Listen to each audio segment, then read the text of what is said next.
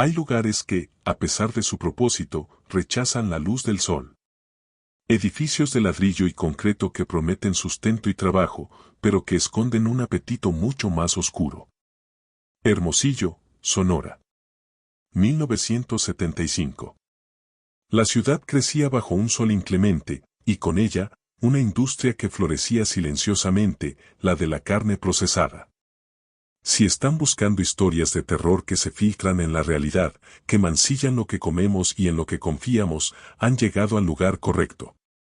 Estas son las crónicas que la historia oficial ignora, los archivos que huelen a óxido y a un producto que nunca debió existir. Antes de que entremos en las tripas de esta historia, queremos saber, ¿desde dónde nos están escuchando hoy? Dejen su comentario para saber que no estamos solos en esta oscuridad. El expediente de hoy nos lleva a la procesadora industrial del desierto, una fábrica de salchichas y embutidos. Su producto estrella era la salchicha superior, conocida en todo Sonora por su sabor inconfundible, su textura perfecta y su bajo precio. La gente la amaba. Los niños la devoraban en los hot dogs. Los rumores decían que el secreto era una mezcla de especias de importación que la hacía adictiva. Pero el verdadero secreto no estaba en el pimentón, sino en la materia prima. El propietario de la fábrica, al que la gente llamaba simplemente el jefe, era un hombre de negocios austero y de una exigencia fanática con su producto. Su nombre, que ha sido borrado de los registros, se susurraba con una mezcla de respeto y miedo por sus empleados, quienes eran sometidos a turnos inhumanos y a una vigilancia constante. El jefe no toleraba el desperdicio. Para él, la producción de carne era una forma de arte, y su salchicha superior era la Mona Lisa de la proteína. El problema era simple, el mercado de carne de res y cerdo de la región era volátil. Los costos subían. El jefe se negaba a sacrificar el sabor o el precio de su producto estrella. Su solución a la economía se convirtió en la base de su horror. Se empezó a rumorear entre los transportistas de Hermosillo que la procesadora industrial del desierto recibía cargamentos de carne en horarios extraños. Camiones sin identificación, bajo la oscuridad de la noche, con choferes que evitaban la mirada. Los clientes del jefe eran carniceros y distribuidores a gran escala, pero la fábrica nunca parecía recibir los grandes cargamentos que justificaran su volumen de venta. ¿De dónde venía tanta materia prima, a un costo tan bajo? La respuesta, por supuesto, residía en la fórmula secreta del jefe, un ingrediente que no se encontraba en los mercados, ni en las granjas. Era una carne que solo él podía obtener, y que solo él estaba dispuesto a procesar. Una carne que era al gusto del jefe, como él mismo bromeaba, con una sonrisa que no le llegaba a los ojos. El jefe había descubierto que, si bien la carne de cerdo y res eran caras, había una fuente de proteína que la ciudad desechaba sin remordimiento, sus habitantes más vulnerables. Vagabundos, viajeros, personas sin hogar, gente sin un rastro fuerte. Y el jefe tenía la infraestructura para deshacerse de los cuerpos y refinar la carne hasta convertirla en una pasta irreconocible, lista para ser mezclada con las especias adictivas. Les aseguro que lo que el jefe hizo con su maquinaria es una pesadilla de ingeniería industrial. La maldad del jefe no era impulsiva, sino sistemática, planificada con la misma precisión que requería la cadena de montaje de su fábrica. Para mantener el flujo de su materia prima especial, necesitaba una infraestructura que no solo camuflara el proceso, sino que lo integrara perfectamente en las operaciones nocturnas de la procesadora industrial del desierto. La fábrica era un laberinto de corredores fríos, baldosas resbaladizas y cuartos cerrados. El corazón de la operación estaba en la zona de recepción de materia prima, un área diseñada para manejar grandes piezas de carne de res, pero que el jefe había modificado sutilmente. El elemento central de su horror era la cámara de almacenamiento cero. Aunque la fábrica poseía 5 cámaras frigoríficas estándar, la cámara cero no aparecía en ningún plano oficial de la construcción. Estaba escondida detrás de un muro falso en el área de descarga, una pared que solo se abría con un mecanismo hidráulico activado por una secuencia de botones en un panel de control oxidado que nadie más en la fábrica conocía. La temperatura dentro de la cámara cero se mantenía siempre a 10 grados bajo cero, garantizando la perfecta conservación del ingrediente secreto. El proceso de adquisición era tan meticuloso como la fabricación de las salchichas. Las víctimas, al igual que en otros expedientes que hemos compartido, eran la invisibilidad. Personas que deambulaban por la vieja estación de tren de Hermosillo, los trabajadores migratorios que esperaban en la periferia de la carretera internacional, o aquellos que simplemente se habían quedado dormidos en plazas o parques oscuros. El jefe utilizaba a un solo hombre para esta tarea, su cómplice de confianza, a quien todos llamaban el chofer. El chofer era un hombre grande, silencioso, con un rostro impenetrable, que operaba un camión de repartos indistintivos, de color gris oscuro, que nadie vinculaba con la procesadora. La técnica de captura era siempre la misma, se acercaba a las víctimas ofreciendo un trabajo temporal, un plato de comida caliente o, simplemente, un lugar seguro para dormir en la cabina del camión, prometiendo llevarlos al día siguiente a un destino más amable.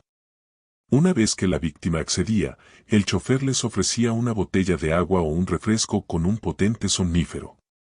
La inconsciencia era vital, ya que el jefe no quería daños en la materia prima.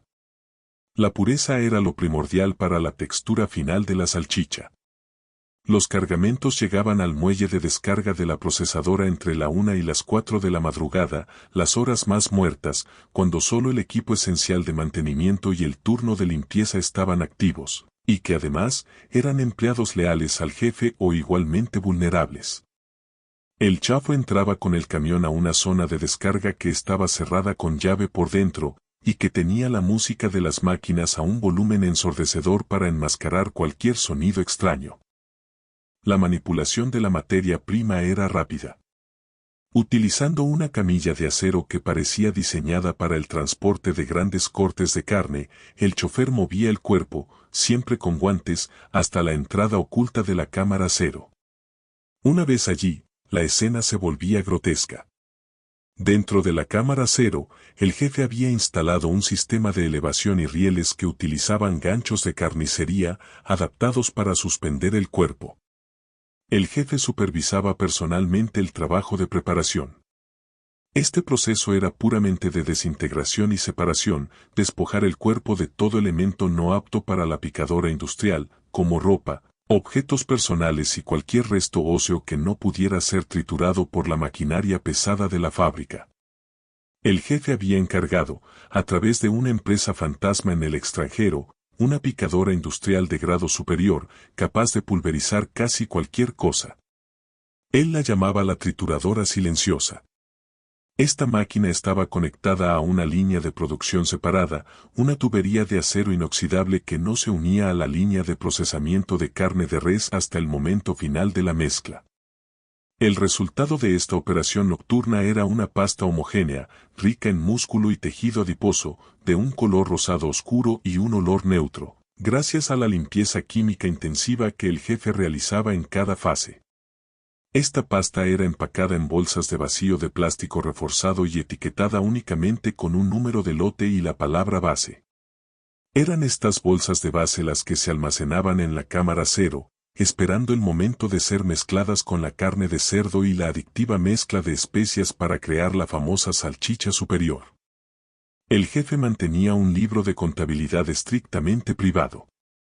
En él no registraba nombres, solo la fecha de recepción de cada lote de base. Hasta el verano de 1975 había registrado 24 lotes. 24 personas convertidas en el ingrediente secreto.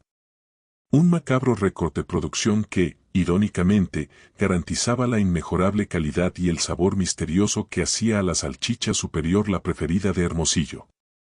La ciudad devoraba el horror sin saberlo. La operación del jefe se sustentaba en la disciplina y la indiferencia, pero todo sistema hermético, por muy bien sellado que esté, está condenado a la filtración. El primer punto de quiebre no fue la policía, sino un conjunto de coincidencias que nadie más, salvo un ojo fresco, podía percibir.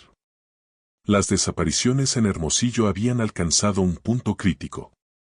La policía, como era habitual en la época, clasificaba los casos como fuga o ausencia voluntaria, especialmente porque las víctimas eran consistentemente personas sin hogar o trabajadores itinerantes. Sin embargo, en el verano de 1975, un joven reportero del periódico local, recién llegado de la Ciudad de México, comenzó a trazar un patrón geográfico. No era un patrón de donde desaparecían, sino de donde habían sido vistos por última vez, siempre en los alrededores del corredor industrial de la carretera que lleva a la costa y, con una frecuencia perturbadora, cerca del punto de descanso que utilizaban los transportistas frente a la procesadora industrial del desierto. El segundo punto de quiebre fue interno. La fábrica contrató a un nuevo supervisor de limpieza para el turno matutino, un hombre joven llamado Ernesto, un ex estudiante de química que necesitaba el trabajo para pagar sus estudios. Ernesto era meticuloso y, a diferencia de los empleados de la noche, tenía un agudo sentido del olfato. Los empleados veteranos de la procesadora industrial del desierto estaban acostumbrados al hedor. Era una mezcla de sangre, salmuera y el olor metálico de la maquinaria. Pero Ernesto notó algo que los demás ignoraban, un olor subyacente que aparecía de manera intermitente en las primeras horas de la mañana, después de que el turno nocturno había terminado su misterioso trabajo. No era olor a cerdo ni a res. Era un olor dulce, denso, casi ferroso, que Ernesto no podía identificar, pero que se pegaba a las baldosas del sector de descarga, incluso después de que él las restregara con el desinfectante más fuerte. Un día, mientras limpiaba cerca del muro falso de la cámara cero, notó las gotas. Eran pequeñas manchas, casi invisibles, de una sustancia viscosa y rojiza que se había secado justo al borde de una de las bisagras ocultas del muro. La forma en que la mancha se adhería, su color y densidad, le parecían extrañamente limpios, como si la materia se hubiera negado a oxidarse. Los productos cárnicos normales dejan manchas oscuras o grasientas, esta mancha era diferente, casi orgánica y pura. Ernesto siguió el rastro de la sustancia viscosa hasta la tubería que llevaba a la trituradora silenciosa. La trituradora era una picadora de aspecto moderno, separada de la línea principal de producción. El jefe insistía en que esa máquina era solo para probar nuevas texturas de carne de res, pero Ernesto jamás la había visto en uso durante el día. La trituradora siempre estaba inmaculada, limpia hasta el brillo, como si nunca se hubiera encendido. Era un aparato demasiado sofisticado para la producción habitual de salchichas y su sistema de tuberías era demasiado complejo, con válvulas y desagües que conducían a ninguna parte lógica de la fábrica. La obsesión de Ernesto por el olor y las manchas lo llevó a enfrentarse, sin querer, a el jefe. Una mañana, mientras inspeccionaba la tubería, el jefe apareció detrás de él, imponente y silencioso. El jefe, sin cambiar su expresión hierática, preguntó, ¿por qué husmeas por allí, Ernesto? Esa es una zona de alto mantenimiento. Necesitas más concentración en tu trabajo. Ernesto, nervioso, solo pudo responder que notaba un olor residual extraño que no se iba con los químicos. El jefe lo miró de arriba abajo, y su sonrisa, una mueca fría, se extendió ligeramente. Ese es el olor del éxito, muchacho. Es el rastro de nuestra fórmula secreta. Es la carne al gusto del jefe. No te preocupes por la fórmula, solo mantén el lugar limpio. No queremos contaminantes, ¿verdad? La forma en que pronunció la palabra contaminantes dejó a Ernesto helado. Esa noche, el joven reportero publicó su primer artículo, Desaparecidos en el corredor del desierto, ¿patrón o coincidencia? El artículo no mencionaba la fábrica, pero señalaba el área de la procesadora como un punto ciego donde la vigilancia policial era nula. El jefe lo leyó en su oficina. No se inmutó, pero llamó al chofer y le ordenó limpiar la bodega, un código que ambos entendían como buscar una nueva ubicación para la materia prima, o al menos, detener la producción por un par de semanas hasta que el revuelo mediático se calmara. Ernesto, al leer el periódico, ató los cabos. La zona de desapariciones, el olor, la máquina secreta y la macabra frase del jefe. Ya no se trataba de una simple fórmula. Se trataba de algo vivo, o que había estado vivo. Y esa noche, bajo la luz de la luna, Ernesto decidió que el secreto del jefe no podía permanecer en la fábrica. Armado con una cámara pequeña que había traído de la universidad, regresó al trabajo sabiendo que solo una prueba visual podría detener el horror de las salchichas que se consumían en Hermosillo. La noche que siguió a la publicación del artículo del reportero fue de una calma antinatural en la procesadora industrial del desierto. El jefe, por primera vez en años, había detenido la producción nocturna y solo el personal de limpieza habitual, incluido Ernesto, estaba presente. Esta quietud, sin embargo, solo amplificó el miedo que roía las entrañas del joven supervisor. Sabía que la detención era temporal y que el ciclo de horror se reanudaría pronto. Armado con su pequeña cámara, una Minolta de 35 milímetros, Ernesto se movía entre las sombras, sintiendo el frío de las baldosas a través de sus botas. Había planeado su incursión con la precisión de un ladrón, esperando el momento exacto en que el chofer y el jefe realizaban su limpieza de bodega. Pero esa noche, no había camión, no había chofer, solo la inmensidad gélida de la fábrica. Decidió ir directamente al corazón de la oscuridad, la cámara cero. Recordaba la ubicación del panel de control oxidado que el jefe manipulaba. Sabía que la secuencia de botones era una serie de pulsaciones cortas y largas que el jefe había ejecutado con la rapidez de un telegrafista. Pasó lo que pareció una hora, con el sudor frío corriéndole por la espalda, tecleando combinaciones al azar. Finalmente, en un intento desesperado, tecleó la secuencia que correspondía al número de sueldo del jefe y el número de su propia taquilla. El mecanismo hidráulico emitió un fuerte siseo y el muro falso, con un chirrido metálico, se deslizó hacia un lado.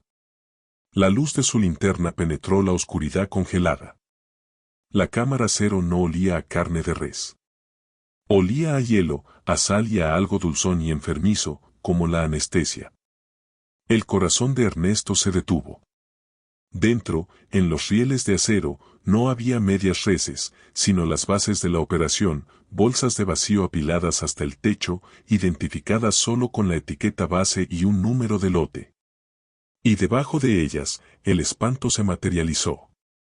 En una mesa de acero inoxidable, con un desagüe central, Ernesto encontró los restos del último lote que no había sido completamente procesado.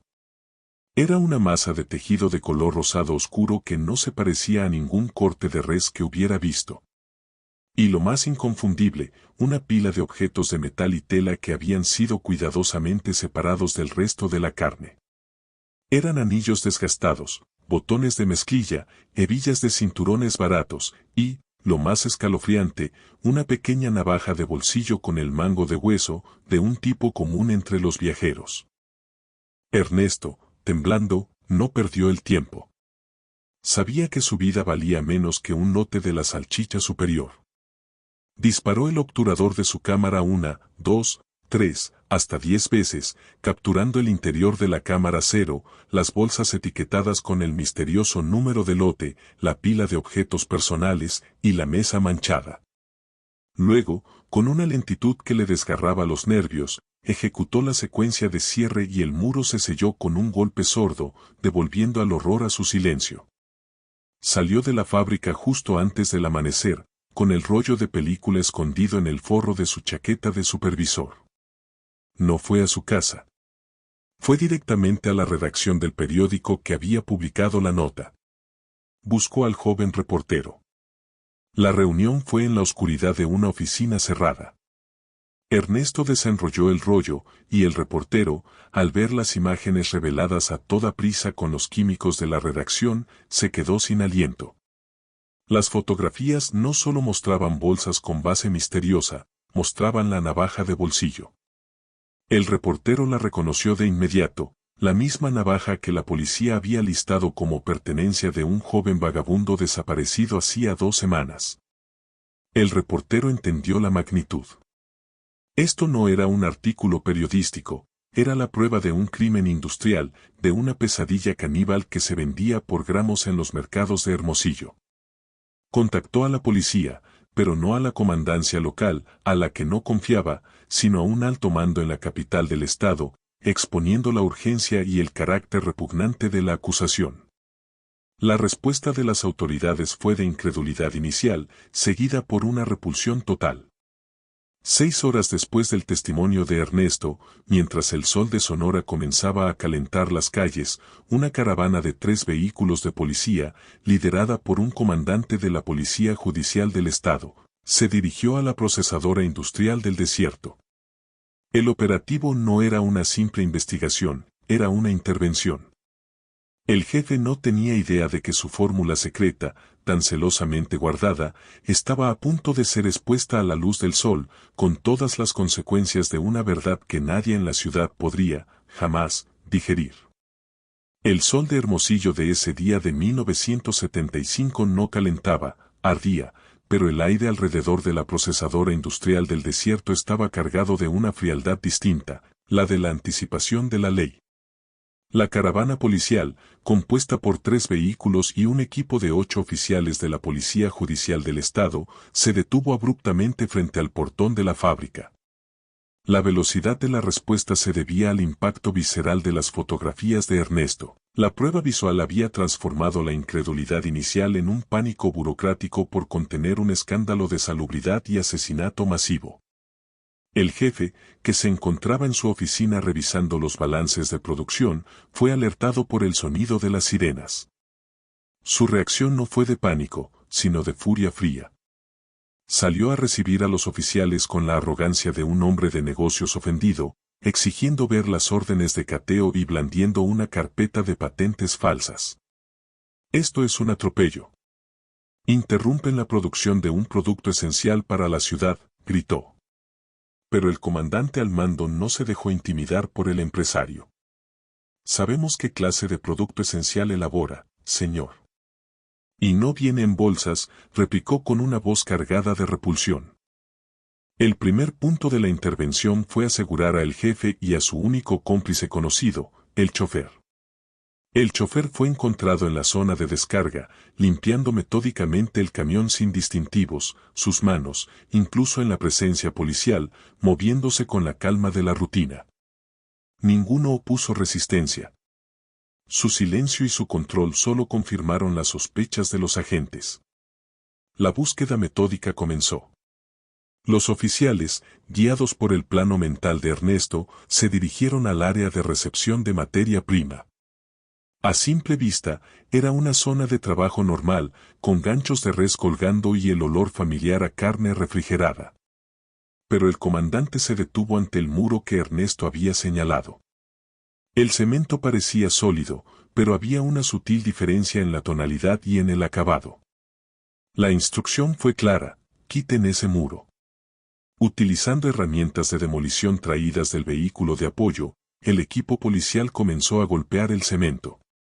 El ruido era ensordecedor, un martilleo que rompía el silencio forzado de la fábrica. El jefe, esposado a una tubería en su oficina, solo gemía: arruinan la temperatura. Arruinan la conservación. Mi proceso se va a contaminar. Su preocupación seguía siendo la perfección industrial, no la vida humana. Finalmente, tras casi una hora de trabajo físico extenuante, el muro cedió. La revelación de la cámara cero fue un golpe para los sentidos. No solo por el frío extremo que emanó, sino por la disposición de su contenido, que hablaba de un sistema macabro. La luz de las linternas expuso el inventario de la pesadilla. Las decenas de bolsas de vacío, apiladas como ladrillos, etiquetadas con la palabra base, eran la prueba de la producción en serie.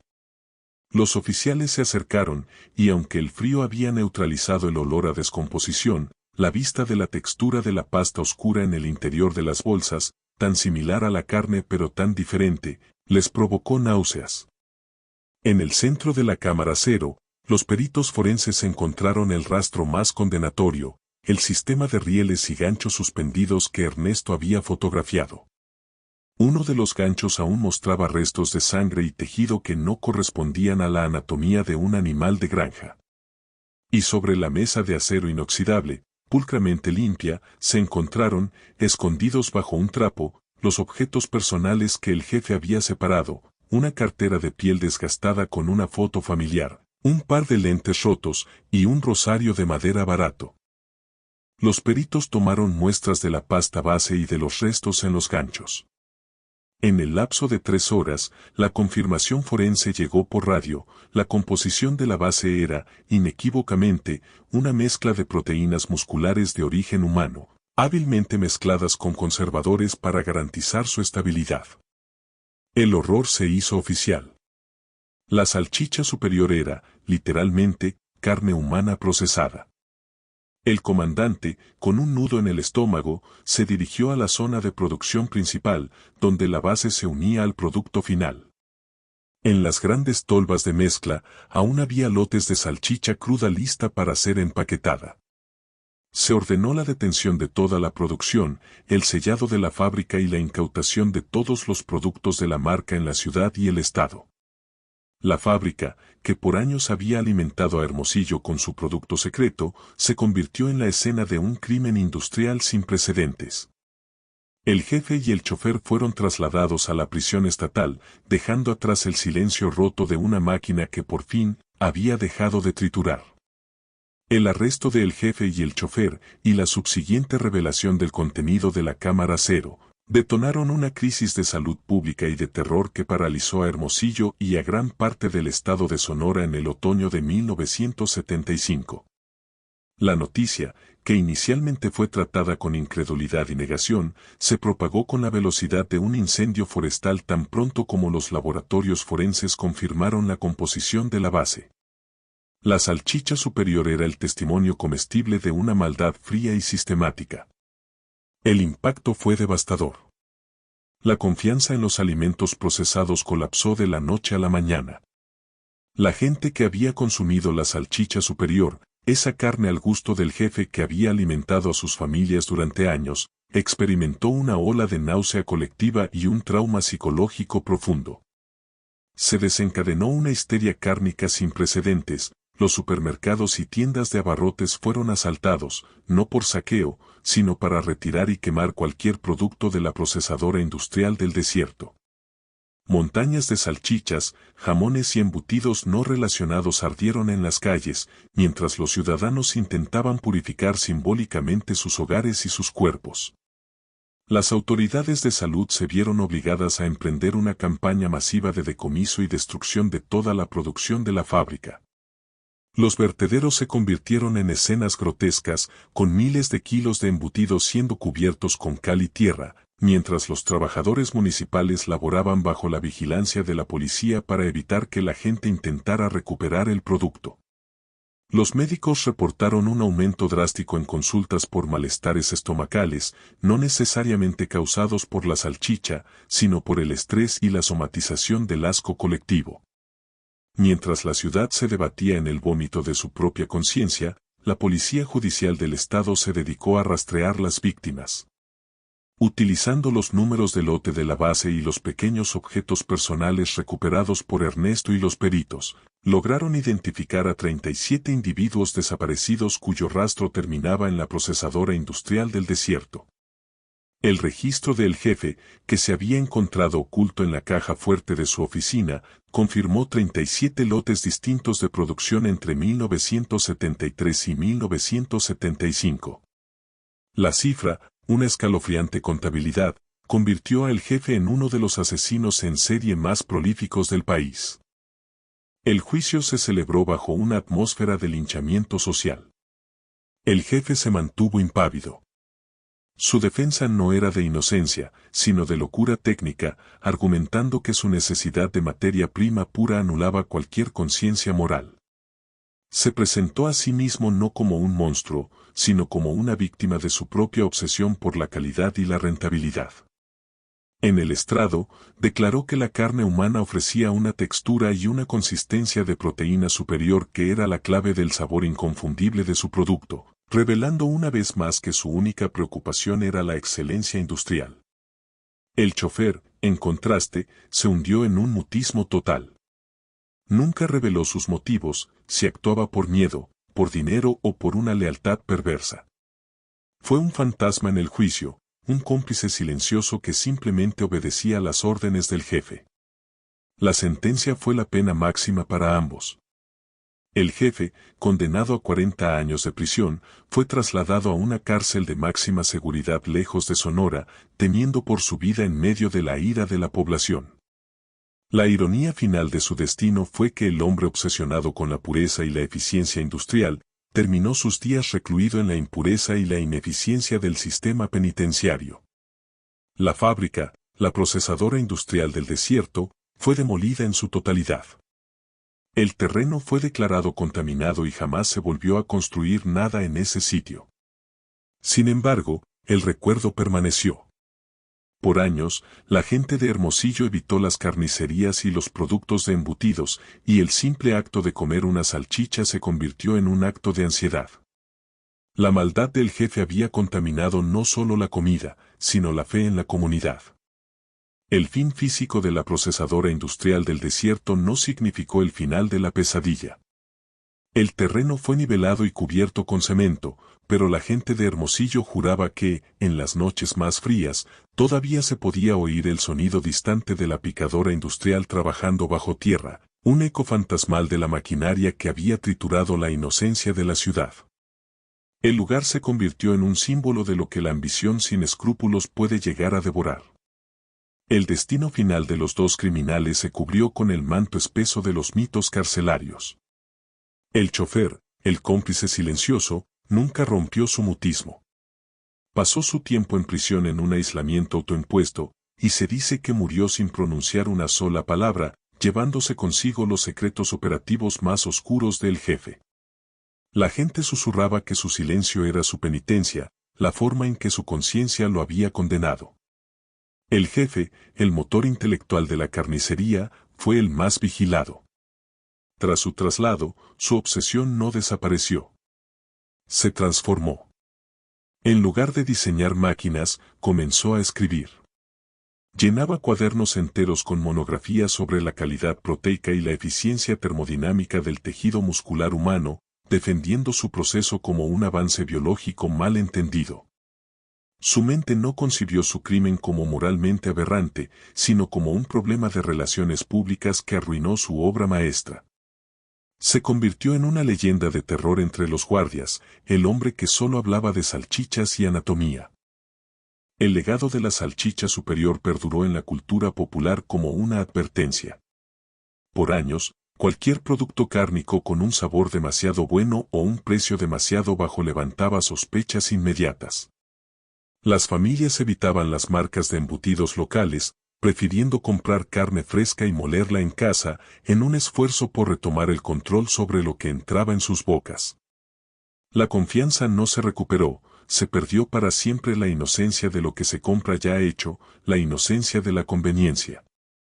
El horror del jefe enseñó a Hermosillo a desconfiar del gusto. Y así, el miedo se volvió un sabor. Cada vez que alguien en Sonora probaba un alimento procesado de sabor inusual, el recuerdo de la carne al gusto del jefe regresaba, un escalofrío en la lengua, un asco profundo que no podía ser limpiado. Fue un trauma alimentario que se transmitió por generaciones. Los abuelos advertían a sus nietos sobre las salchichas de dudosa procedencia, no con leyendas de fantasmas, sino con la historia muy real de la fábrica que operó bajo el sol inclemente de Hermosillo. La historia de la procesadora industrial del desierto es, en esencia, la historia de cómo la locura puede disfrazarse de eficiencia económica y cómo el mal puede ser empaquetado y vendido en el mercado. Es un recordatorio de que a veces, el horror más grande no está en el monstruo que se esconde en el bosque, sino en el empresario que opera bajo la luz de un neón parpadeante, obsesionado con la perfección de su producto. Y lo que queda, es el silencio. El silencio de las víctimas, cuyo único rastro fue un número de lote en una bolsa de vacío. Y el silencio de una ciudad que, por años, tuvo que aprender a vivir con el conocimiento de lo que había consumido. Con esta historia, cerramos el archivo de la fábrica de salchichas. Les agradezco que nos hayan acompañado hasta el final de este escalofriante expediente. Si aún no lo han hecho, no olviden comentar desde qué ciudad, desde qué rincón nos escuchan. Su presencia es importante en esta travesía por la oscuridad. Hasta la próxima historia.